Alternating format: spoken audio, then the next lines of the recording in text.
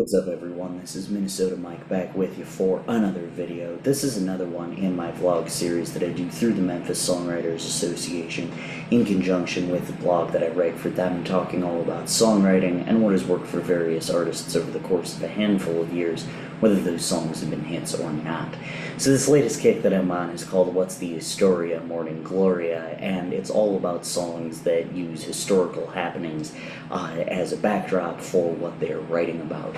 We have looked at 8th of November by Big and Rich, and now we are going to look at Zombie by the Cranberries. So this particular song, just to give a little bit of a background, it was written by Cranberries lead singer Dolores O'Riordan, and it was based on a memory about the death of two children aged 3 and 12 during the Troubles conflict between Northern Ireland, which was at the time under British control and still is to this day, and the Republican Army, Irish Republican Army, the IRA, which was trying to fend off British rule within the entire country. It's a very brief rundown, but that's basically all you need to know about the background of the two sides. Their deaths occurred during a bombing in 1993, and O'Riordan visited the town shortly thereafter. Her reaction to the aftermath and the town's destruction is reflected in the song.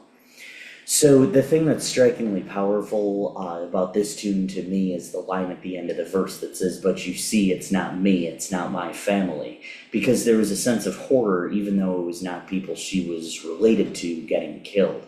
The distinct line in the chorus, "It's in your head, it's in your head," is so well delivered that it's not only an earworm, but it shows the desperation and sadness, and is something that even 30 plus years later, it still sticks in our heads as an inescapable injustice. So melodically, the song is written in the key of E minor using a 1-6-3 flat seventh pattern of E minor, I should say, C, G, D / F sharp in the intro, and that forms a perfect cadence into the intro, or into the verses, I should say, and the verses use the same pattern as does the chorus.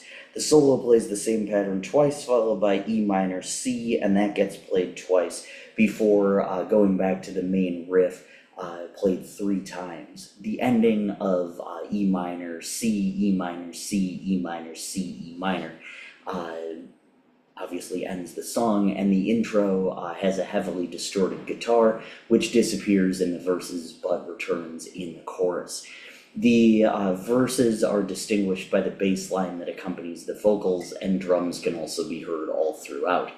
Structurally, the song follows a verse-chorus, solo-chorus format.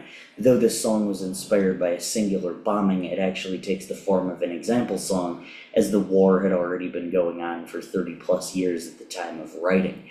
Each verse, therefore, focuses on a different mother crying due to the death of her child.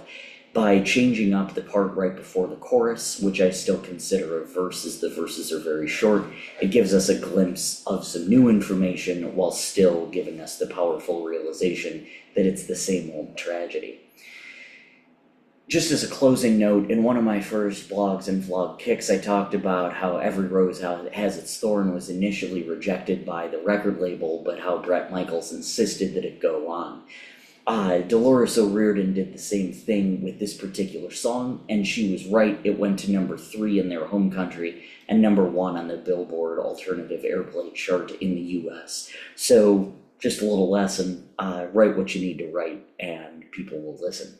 So Zombie is linked below in the description to this video. You can find it there after you obviously finish listening to my analysis. And I'm Minnesota Mike.